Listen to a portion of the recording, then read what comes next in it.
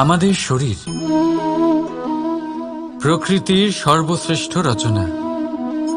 যে অঙ্গ প্রত্যঙ্গ আমরা লাভ করেছি প্রত্যেকটির মধ্যে একটি নিজস্ব বার্তা রয়েছে। একটু ভেবে দেখুন, দুটি চোখ দিয়েছে দেখার জন্য, দুটি কান দিয়েছে শোনার জন্য,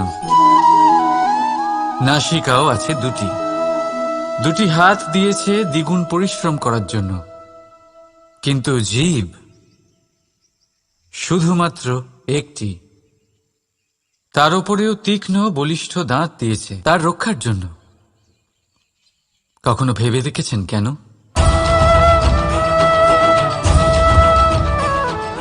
কারণ শব্দ আর শব্দের প্রয়োগ মানুষের সবচেয়ে বড় অস্ত্র, যার প্রয়োগ যত ভেবেচিন্তে করা যায় মানুষ তার জীবনে ততটাই উপরে উঠতে পারে। তাহলে মনে রাখুন, দেখুন, শুনুন আর বুঝুন বেশি, বলুন কম। রাধা রাধা। আমরা সকলে শক্তি অনুভব করতে চাই। এবার যদি আপনাকে জিজ্ঞেস করা হয় যে সবথেকে বেশি শক্তির অনুভব কোথা থেকে করা সম্ভব, তখন কেউ কেউ বলবেন পুষ্টিকর আহার গ্রহণ করলে, ব্যায়াম করলে, কেউ বলবেন ধন লাভ করলে, বন্ধুদের থেকে, পরিবারের থেকে, আদি ইত্যাদি।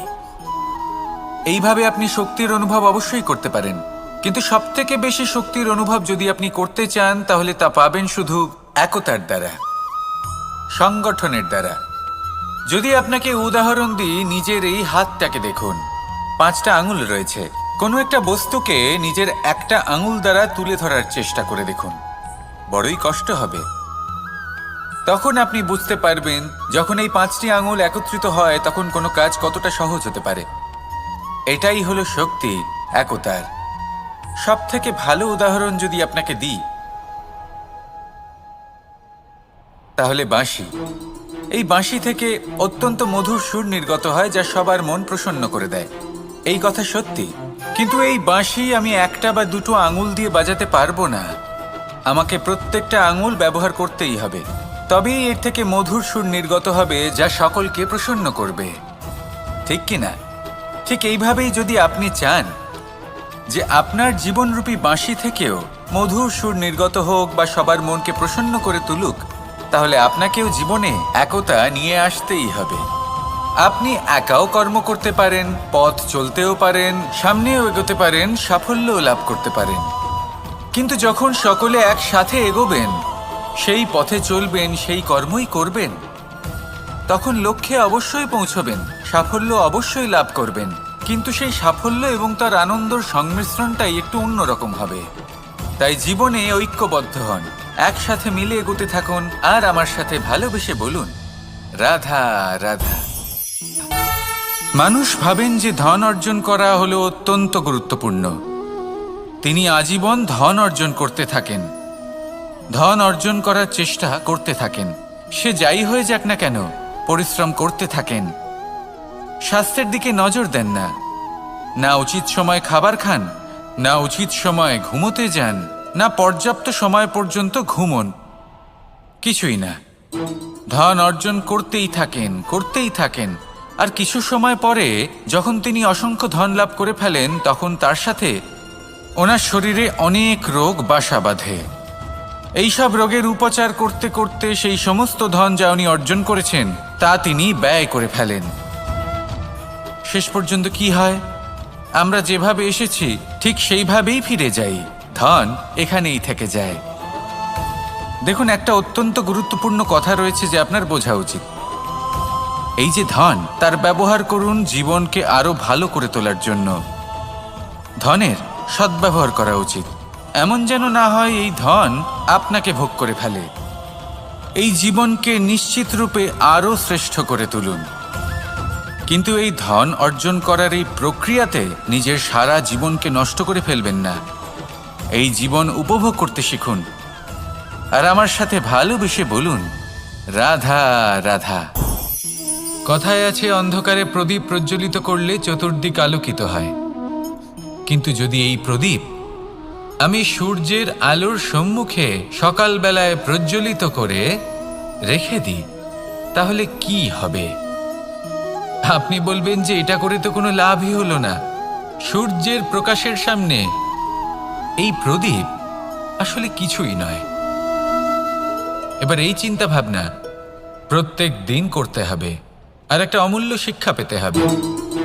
মনে করুন যে আপনি মহাপুরুষের সামনে বসে আছেন, কোনো মহাজ্ঞানীর সামনে, তাহলে সেই ব্যক্তির সামনে নিজের জ্ঞানের প্রদীপ প্রজ্বলিত করবেন না, নীরব থাকুন আর সেই ব্যক্তির সূর্যের প্রকাশের মতো জ্ঞান প্রাপ্ত করুন। যতটা পারবেন জ্ঞান লাভ করুন। যদি এমন কোনো সময়, এমন কোনো স্থানে আপনি আছেন যেখানে চতুর্দিক অন্ধকার, কারোর কাছেই জ্ঞান নেই, সেখানে নিজের জ্ঞানের প্রদীপ প্রজ্বলিত করুন। এমন করলে দুদিক থেকেই আপনার লাভ হবে। আপনার জ্ঞান প্রাপ্তিও হবে আর জ্ঞানের সঠিক প্রয়োগও করতে পারবেন। আর এই মন প্রসন্ন হয়ে বলবে, রাধা রাধা। মানুষের মধ্যে একটা বিচিত্র প্রবৃত্তি থাকে, অন্য সকলের বিষয়ে, তাদের জীবনের বিষয়ে, তাদের ব্যক্তিত্বের বিষয়ে, তাদের ভবিষ্যতের বিষয়ে অনুমান করা। এটা হলো অনুচিত। কারোর অতীতকালকে দেখে লোকে ভবিষ্যৎ বলে দিতে পারেন, বর্তমানকে দেখে ভবিষ্যতের বিষয়ে অনুমান করে ফেলেন। উদাহরণ দিতে হলে বলবো, কোনো দাসকে দেখুন, ওকে দেখে লোকে বলে যে ওর ভবিষ্যৎ সেটাই হতে পারে, অনুমান করে ফেলেন। আর এই রাজাকে দেখুন, উনি তো কত সুখী হবেন, উনি তো জগতের সব থেকে অধিক সুখী মানুষ, কত সুখ সুবিধা আছে ওনার কাছে, ধারণা করে ফেলেন। তবে সত্য তো এটাই যে কারোর ব্যক্তিত্বের বিষয়ে, তাদের ভবিষ্যতের বিষয়ে আপনি পূর্ণ সত্য কখনোই বলতে পারবেন না, শুধু অনুমান করতে পারবেন। আর এই অনুমান করে সত্যি কোনো লাভ হয় না, কারণ এই কাল সেটা হলো অত্যন্ত শক্তিশালী। কালো থেকে কালোতর কয়লাকেও হিরেতে পরিণত করতে পারে, অনেক বড় বড় রাজাকেও বিদূষক বানিয়ে ফেলতে পারে এক মুহূর্তেই। তাহলে আপনি অনুমান করে কি লাভ? কি পেলেন অনুমান করে? সেই জন্য কারোর বিষয়ে কোনো অনুমান করবেন না, তার ভবিষ্যতের বিষয়ে অনুমান করতে যাবেন না, কারোর বিষয়ে কোনো ধারণা করে নেবেন না। কিছু করতে হলে ভালোবাসুন, সবার মধ্যে ভালোবাসা ছড়ান, সবার মধ্যে ধন্যাত্মক ভাব ছড়ান। এই মন প্রসন্ন হয়ে বলবে, রাধা রাধা। কেউ বলে জীবন খুব ক্ষণস্থায়ী, কেউ বলে জীবন হলো একটা সুন্দর স্বপ্নের মতো, আবার কেউ বলবে জীবন হলো এক কঠোর সত্য। কিন্তু জীবন আসলে কি? জীবন হলো আপনারই প্রতিবিম্ব, একটা দর্পণ। অর্থাৎ আপনি জীবনকে সেইভাবেই পাবেন যেরকম আপনি নিজেকে প্রতিপন্ন করবেন। যদি আপনি দর্পণের দিকে তাকিয়ে হাসেন, তাহলে আপনি সামনে হাসি মুখী দেখতে পাবেন। এবার যদি আপনি গম্ভীর হয়ে থাকেন, তাহলে আপনি একজন রুষ্ট ব্যক্তি দেখতে পাবেন। শেষে সবথেকে বেশি গুরুত্বপূর্ণ হলো আপনার চেষ্টা। আপনাকে সবসময় চেষ্টা করতে হবে যাতে আপনি নিজেকে প্রসন্ন এবং ইতিবাচক মনোভাবে রাখেন। এটা হলো আপনারই উত্তরদায়িত্ব, তাকে পালন করুন। এই মনকে প্রসন্ন রাখুন, এই সংসারকে সুন্দর বলে মনে হবে। আর এই মন প্রসন্ন হয়ে বলবে, রাধা রাধা। মানুষের একটি সমস্যা আছে যে মানুষ সাফল্যকে মাপতে থাকেন, লক্ষ্যপ্রাপ্তিকে মাপতে থাকেন এবং তার তুলনা করতে থাকেন যে ও এত কিছু পেল আর আমি পেলাম না, ওর কাছে এত কিছু আছে কিন্তু আমার কাছে নেই। এই তুলনা করার জন্য ওনারা দুঃখী হয়ে পড়েন, নিরাশ হয়ে পড়েন। তাই আমি একটা প্রশ্ন করছি যে এটা কি উচিত? এই সংসারে আপনি কি নিয়ে তুলনা করবেন, যেখানে সূর্যদেব চন্দ্রমা দুজনেই আছেন, দুজনেই হলেন বিশেষ, দুজনেই নিজ নিজ সময়ে উদিত হন। এদের মধ্যে একজন না থাকলে তাহলে আমাদের জীবন কঠিন হয়ে পড়বে। ঠিক সেই, আপনি যুদ্ধ করতে চান, আপনার তলোয়ারের প্রয়োজন পড়বে। যদি বস্ত্র তৈরি করতে চান, এত বড় তলোয়ার দিয়ে কিছুই হবে না, তখন প্রয়োজন পড়বে একটা ছোট্ট সূচের। তাই তুলনা করবেন না, না নিজেকে ছোট মনে করবেন, না অন্য কাউকে। সবার সাথে সহযোগিতা করুন, আর যদি তুলনা করতেই হয় নিজের সাথে করুন, যে কাল আমি কেমন ব্যক্তি ছিলাম, আজ কি তার থেকে শ্রেষ্ঠ হয়ে উঠতে পেরেছি? ভেবে দেখুন ভবিষ্যতে গিয়ে আপনি কতটা শ্রেষ্ঠ ব্যক্তি হতে পারেন। আসুন আমার সাথে ভালোবেসে বলুন, রাধা রাধা। এই সংসারের সব থেকে গুরুত্বপূর্ণ তত্ত্ব কোনটা? প্রথম হলো সময়। জন্ম থেকে মৃত্যু পর্যন্ত এই যে সময়, এটাই তো হলো জীবন। দ্বিতীয় হলো জীবন, যাতে আমরা সময়ের সদ্ব্যবহার করি, শ্রেষ্ঠ থেকে শ্রেষ্ঠতর কাজ করার চেষ্টা করি। বহু বছরের এই পরম্পরা, এই সংস্কৃতিকে এগিয়ে নিয়ে যাওয়ার চেষ্টা করি। এই সংসারে আমরা অংশগ্রহণ করতে চেষ্টা করি। তৃতীয় হলো ধন, সেই ধন যা প্রত্যেক ব্যক্তি অর্জন করতে চেষ্টা করেন। এবার এই তিনটি তত্ত্বের মধ্যে একটা সামঞ্জস্য আছে, সমান ব্যাপার আছে। সে ধনই হোক বা সময় হোক বা হোক জীবন। আর সেই সমান ব্যাপার হলো যে যদি আপনি এটা গণনা করতে থাকেন তাহলে তা কমতে থাকে, যদি আপনি এটা ব্যবহার করেন তাহলে তা বাড়তে থাকে। একে সংগঠিত করে রাখতে চেষ্টা করলে এ হাত থেকে ফসকে যায়, কিন্তু যদি আপনি একে সামলে রাখতে শিখে যান তাহলে এমন কাজ করবেন যাতে সংসারের সাথে সাথে পরবর্তী প্রজন্ম লাভবান হবে। যদি কিছু শিখতে চান তাহলে সামলাতে শিখুন, গণনা করা বা সংগঠিত করা নয়। আসুন আর আমার সাথে ভালোবেসে বলুন, রাধা রাধা। এই সংসারে সাফল্য লাভ করার জন্য জ্ঞানের প্রয়োজন হয়, পরিশ্রমের প্রয়োজন হয়, দৃঢ় নিষ্ঠার প্রয়োজন হয়, নিরন্তর চেষ্টা করা প্রয়োজনীয়। কিন্তু আরও কিছু আছে যা অত্যন্ত প্রয়োজনীয় এবং গুরুত্বপূর্ণ। তা হলো ভালো বন্ধু।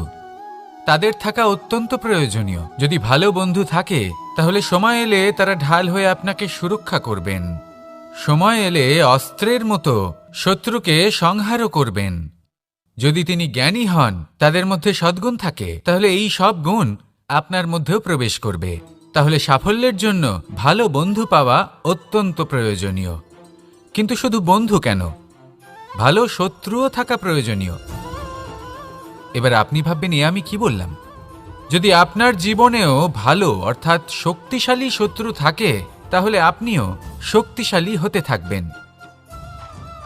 এই শত্রু আপনাকে প্রেরিত করবে আরও বেশি শক্তিশালী হয়ে ওঠার। কখনো কোনো হরিণকে দেখুন, তীব্র গতিতে দৌড়তে থাকে। কেন তীব্র গতিতে দৌড়য়? এই কারণে নয় যে কোথাও তার জন্য মধুর ঘাস অপেক্ষা করে রয়েছে, না। সে এই কারণে তীব্র গতিতে দৌড়য় কারণ সেটা না করলে তার পেছনে একটি সিংহ আছে যে ওকে নিজের ভোজন করে ফেলবে। তাই জীবনে বিপদ, সংকট, এই সব কিছুও হলো অত্যন্ত গুরুত্বপূর্ণ। তার সম্মুখীন হতে শিখুন আর আমার সাথে ভালোবেসে বলুন, রাধা রাধা। পুরুষার্থ। শাস্ত্রে 4 ধরনের পুরুষার্থের কথা বলা হয়েছে।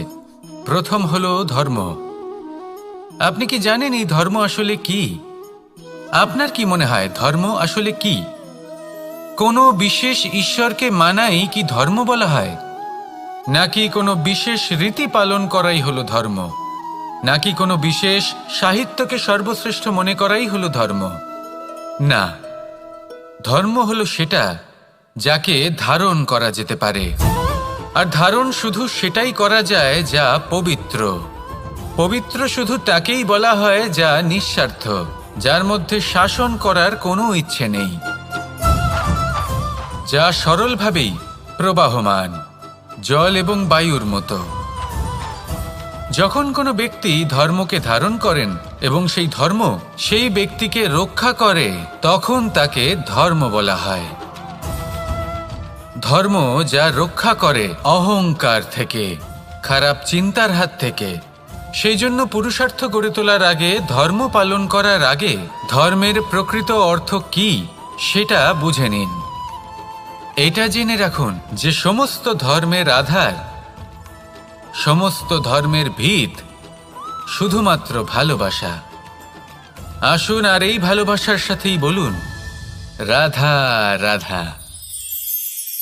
কখনো কোনো বাগানের কোনো বৃক্ষকে দেখেছেন যেখানে সুগন্ধি ফুল থাকে, রসালো ফল থাকে? তখন মন প্রফুল্ল হয়ে ওঠে। মন থেকে সেই বৃক্ষের প্রতি ভালোবাসা জন্মায়।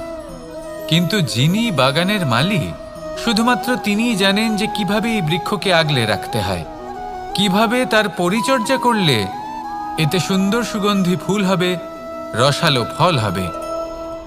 কখনো কখনো প্রয়োজনের থেকে বেশি রোদ পেলে এই বৃক্ষগুলি শুকিয়ে যায়, প্রয়োজনের থেকে কম রোদ পেলেও এই বৃক্ষ কিন্তু শুকিয়ে যায়। প্রয়োজনের থেকে কম জল যদি পায়, এই বৃক্ষ শুকিয়ে যেতে পারে। প্রয়োজনের থেকে অতিরিক্ত জল যদি পায়, তখনও এই বৃক্ষের শিকড়গুলি নষ্ট হয়ে যেতে পারে। এবার এটাই কিন্তু আমাদের সংসারের সাথেও হয়। আমাদের সংসারের সকল প্রতিভাশালী ব্যক্তি, যেমন লেখক, বিচারক, প্রবক্তা, যোদ্ধা, এদের সবার ক্ষেত্রে এই কথাটাই প্রযোজ্য। যদি বেশি প্রশংসা করা হয়, তাহলেও এরা হারিয়ে যাবেন। প্রয়োজনের থেকে বেশি যদি নিন্দা করা হয়, তখনও তারা নত হয়ে পড়বেন। তাহলে আজ আমি এদের একটা ছোট্ট কাহিনী শোনাবো, নিজেদেরও। এটা কোনো এক সময় রাখবেন একটা দুজন বোন যাতাকলে গম পেশাই করছিলেন। জেনে রাখুন কখন কোন নিন্দায় আপনি লজ্জিত হবেন ছিলেন, তিনি সময় সময় সেখান থেকে ছোট ছোট দানা তুলে নিজের মধ্যে বিষয়টা উপভোগ করছিলেন। এবার দেখতে দেখতে গম পেশাই সমাপ্ত হয়ে বলবে, এবার পেশাই করা গম নিয়ে সেই দুজন বোন বাড়ি ফিরে আসছিলেন এবং তাদের ফেরার পথে হঠাৎ করে কোথাও থেকে আমাদের ভিডিওগুলি যদি আপনাদের ভালো লেগে থাকে তাহলে লাইক, কমেন্ট, শেয়ার করতে ভুলবেন না এবং আরও নতুন নতুন ভিডিও পেতে চ্যানেলটি সাবস্ক্রাইব করে পাশে থাকা বেলাইকনটি অন করে রাখুন। ধন্যবাদ।